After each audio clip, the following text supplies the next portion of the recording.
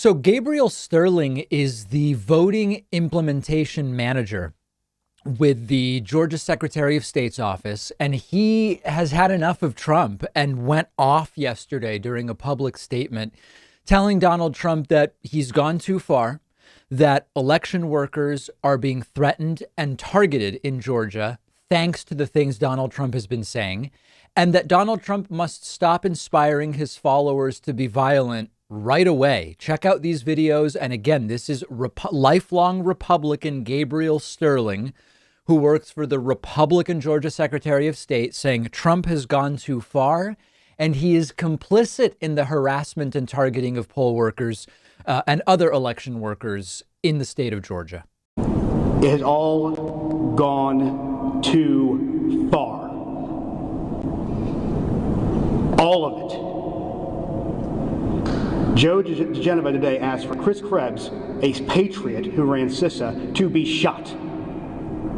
A 20-something tech in Gwinnett County today has death threats and a noose put out saying he should be hung for treason because he was transferring a report on batches from an EMS to a county computer so he could read it. It has to stop. Mr. President, you have not condemned these actions or this language.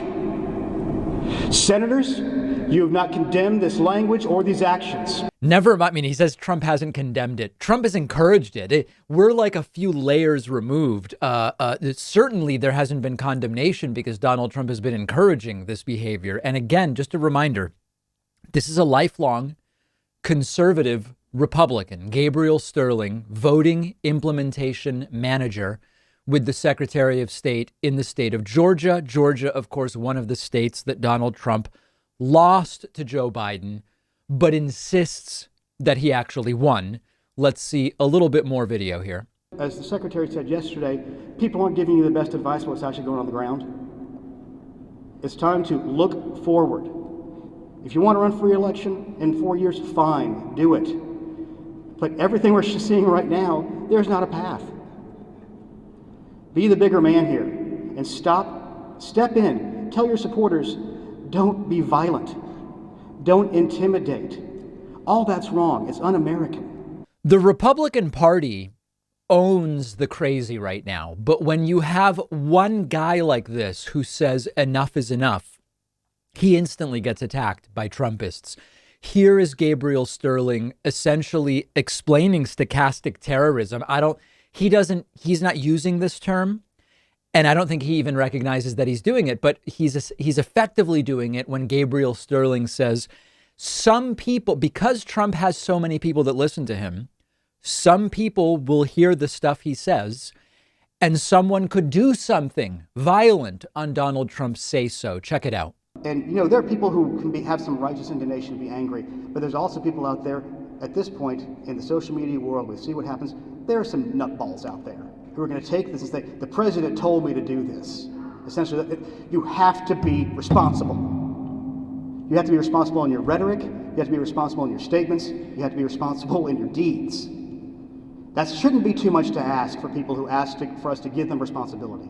This is really the crux of stochastic terrorism, which is the idea that given a big enough audience, it starts to become likely and probable that if a media figure plants a certain idea in the minds of their audience, if you attack someone every day on your show, and your audience is 100 people, it's not super likely that your attacks will motivate anybody to actually go and try to kill that person, as an example. But if your audience is 1 million or 10 million or, 80 million as Trump's audience is on Twitter, including certainly some bots, but okay, 80 million roughly. Even if it's only a 1 in 80 million chance that somebody will hear what you say and go and attack someone, once you have 80 million people that are listening to what you say, that starts to become probable and likely. And that's essentially what Gabriel Sterling is referring to here. And of course, he's absolutely correct. He's saying the right thing. Now, at the same time, Gabriel Sterling has been part of the machine in Georgia that has been suppressing the vote in ways Republicans believe are advantageous, trying to suppress the non-white vote, trying to suppress the non-rich vote for a long time. And you've got a lot of people now holding up Gabriel Sterling as some kind of hero because, look, Republican takes on Trump right now. As far as we know, he's taking on Trump because his friends are poll workers and it's all about protecting his friends. And it's not really about running fair elections. I don't know one way or the other, but the point is he's saying the right thing in this instance. He may be saying it for the right reasons. He may not. But Georgia is one of the worst places in the country as far as voter suppression is concerned. And Sterling's been part of it for a long time. He's been part of it as a worker, as an employee of the Secretary of State's office. He was previously a right-wing councilman in Georgia. So as much as he's not trying to stop a problem he's identified, he's been a part of the problem for a very, very long time. Broken clocks can still be right every once in a while. I think this is one of those examples. Trump doesn't care. And this guy becomes enemy number one for the Trumpists who believe, because Trump keeps saying it and some Fox News hosts keep saying it and so do others, for the people that believe Trump really did win, Joe Biden really did steal this thing, this isn't going to make a difference. But needless to say, it's very interesting to watch.